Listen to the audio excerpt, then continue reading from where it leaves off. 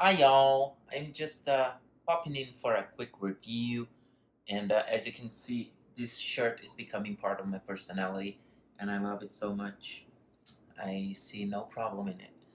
This is a Kristen Wiig movie, well, a kind of triumphant comeback for Kristen Wiig when it comes to comedy because she's been out of the spotlight in a while. I'm sorry, I'm like doing other stuff. I'm sorry.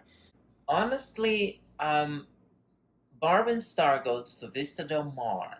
It's so bizarre and borderline surrealistic at times.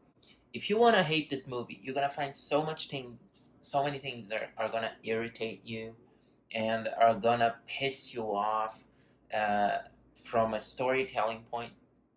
But also, if you wanna enjoy this movie and if you wanna have a blast, you will not stop until the very end. I mean, I dozed off for a while there. I do think it runs a little long, uh, bec- but it manages to keep the energy. Although I do wish it was a little bit shorter. I kind of don't like how comedy movies are not confident enough to be comedies in the recent years, and they always try to bring something else in, like some action or some espionage and some great evil plan for the comedy to exist, which is not necessary most of the time. You can have comedies that are just comedies. And we do have that here too. But that also, it's so ridiculous. And I think I mean, that to me is one of Kristen Wiig's masterpieces. The other character we don't know about. Um, until we watch the movie. The movie itself is about Barb and Star. They lost their job and they want to spend the severance money on on a vacation. From here on out, it's gag after gag after gag.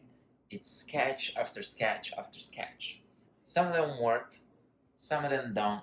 Some of them shouldn't work but do. Some of them should work but don't. And some of them are wild, are so unexpected and so surreal that I think it's something that's gonna stay with you forever because it's just so bizarre. This movie is directed by a newcomer. I forgot his name. I'm so sorry, but he did a couple of documentaries. I don't think a feature film with a story. I don't think he has done. And once you see this project that was written by Kristen and the other actors that does Barb, you think Paul Feig would be perfect for this. I'm a big fan of Paul Feig. I think that A Simple Favor, it's still one of my favorite movies, although it came very recently, came out. He did that other one last Christmas. It was fine, but I didn't feel Paul Feig enough there, just as in Ghostbusters, because I think he was a little bit trimmed off. And in A Simple Favor and Bridesmaids and The Heat and Spy, those are movies that are unabashedly Paul Feig, and I love his sensibility in mixing genres. As we talked about, comedies are becoming mixed, but he does it very successfully. When I saw that Kristen was writing this and she was starring in it, and she was bringing her friend who also wrote the script to also star in it, Paul Feig was an instant go, right, for directing.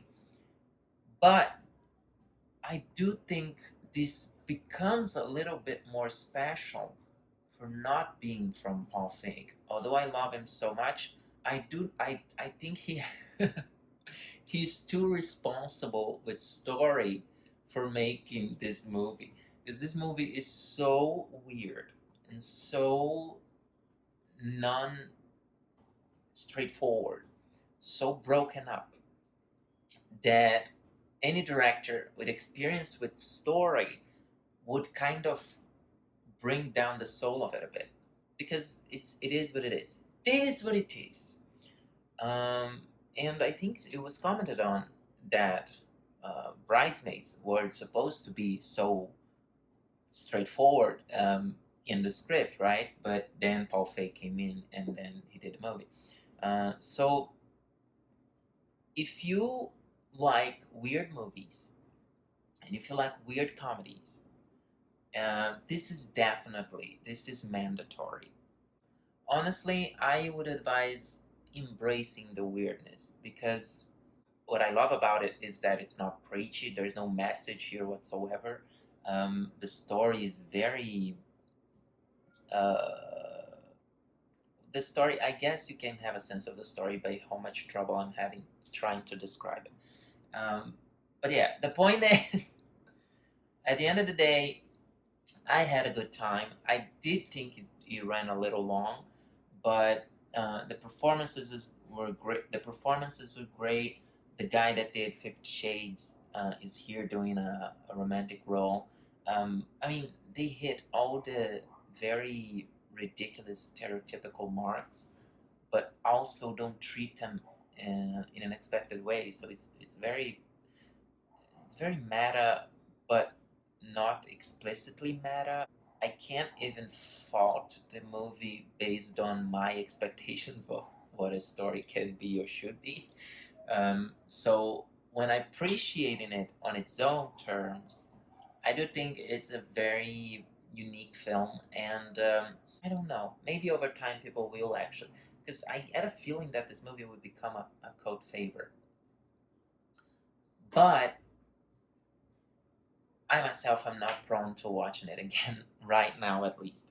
But I don't know. Maybe with some friends after the pandemic, with some friends, we're gonna talk shit through the whole movie and have the movie being crazy also. So that sounds like fun. I don't know. See you guys next time. Oh, subscribe. If you watch the movie, tell me what you think. I'm actually very interested. And like the video and all of that stuff.